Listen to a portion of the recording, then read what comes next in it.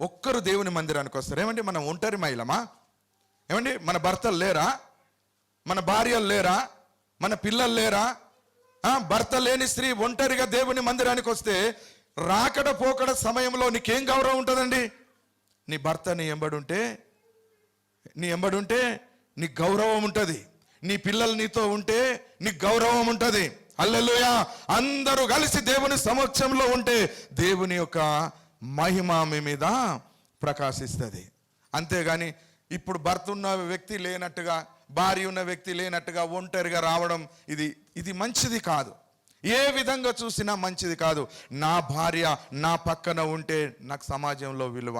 నేను వచ్చేటప్పుడు పోయేటప్పుడు నా భార్య నాతో ఉంటే సమాజంలో విలువ. నా పిల్లలు నాతో ఉంటే నాకు ఒక విలువ. దేవునికి స్తోత్రం కలుగును గాక. ఆమేన్. అందుకే యెహోషువ అంటున్నాడు, నేను నా ఇంటి వారు యెహోవాను సేవించదం. హల్లెలూయా.